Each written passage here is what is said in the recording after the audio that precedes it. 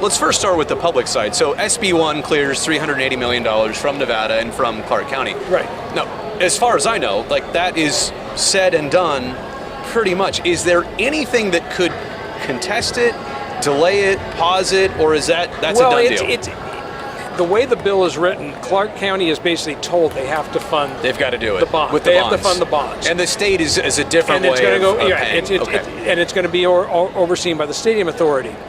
But because Major League Baseball has not signed off on the relocation, right, the bonds haven't been funded yet. Sure. So that makes sense. That's held up. But it's held up. But could challenges like from teachers groups or education groups could that actually pause this or stop this? It could. Because based on the state law, but it wouldn't go on the ballot till next year. Right, a referendum vote would almost certainly do it, but could it even get to that point? Well, that's the question. We don't know if it's going to get there. I know a couple of the fans told me last night the Sell T-shirts proceeds are going toward the teachers group to help fund it. The question will be is there some outside funding coming to help push it across, right. To get it on the ballot. Right. That costs money to get to collect signatures. So, like the public side, pretty straightforward. We understand it. You're right. The private side, I don't know that we truly understand it. The A's are on the hook for at least $1.1 billion, as they've said from themselves.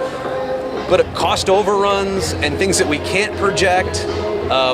Has much or any of that been explained? None of that's been explained. Nevada, or how about Bally's or GLPI? Well, GLPI is putting in $175 million. They said that up front, that they're going to put $175 million in, and they said on their last quarterly earnings call, much of it's going to come up front to pay demolition, right? The demolition work. Yeah. Bally's hasn't said anything about what they're going to put in. If they're going to put in any, they're just giving them the 9 acres, and they've been a little wishy-washy on.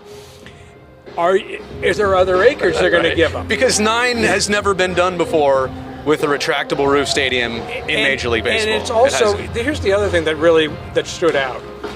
The day the bill dropped in the legislature back in May 25th. May 25th. Or 6th, I think. We knew the night before. With the Nevada Independent, myself and Tabitha and Jacob Soul, we were up till midnight pre-writing it because we had a copy. You guys were great in all of that, by the way. Shout outs to you, yeah. But Tabitha Mueller and I, we were up writing it, getting it going. And then the next morning, we knew the bill dropped. We had it. We had our story ready to go. All of a sudden, the A's dropped these renderings. And it was almost like, no offense to TV media, but TV media, look, pretty pictures, shiny object, here you go, don't pay no attention to all this money stuff. Well, those renderings are not even worth it anymore, apparently. Well, that's what I found out. Yeah, now they've said, no, those renderings, they've got a whole new developer. They're saying those are not what it's going to look like, so we don't know. So those renderings, the 9 acres you mentioned, the 30,000 seat capacity, the promise of almost selling out every game, the trusting of 30% tourists at all your games, like I could go on and on with a lot of the projections and promises. Are Nevadans, and I know you're not going to speak for all of them, are they generally just buying everything that they're hearing right now? Is there some questioning going on? There's a lot of questioning going on, and it's fascinating. Talking to fans here last night, a lot of them said they'd like to see this stadium redeveloped. They don't want to go to the Howard Terminal. They'd like to see the Coliseum somehow redeveloped. They like coming here. It's a classic. I mean, it's classic. That's one word for it. But in Vegas, there is still a lot of skepticism. Yeah. The A's are starting to do some stuff a little more public. Yeah. They've given money to the last couple weeks ago. There was a charity softball game with the Raiders and the Knights, and the A's were the sponsor.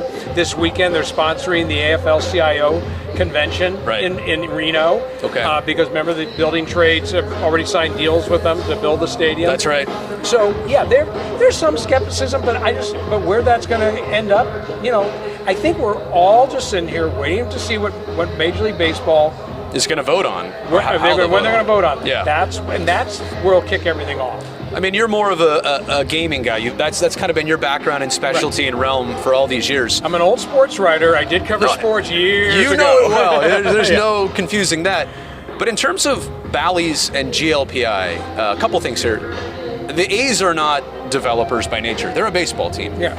Do Bally's and GLPI have enough expertise in this type of project to do what they're all about to do? GLPI definitely. This is Yeah. a company that are the first gaming REIT, a real estate investment trust. They just own all the land Yeah. and lease it out to casino operators. They actually were born out of Penn Entertainment, which is a casino company out of Pennsylvania.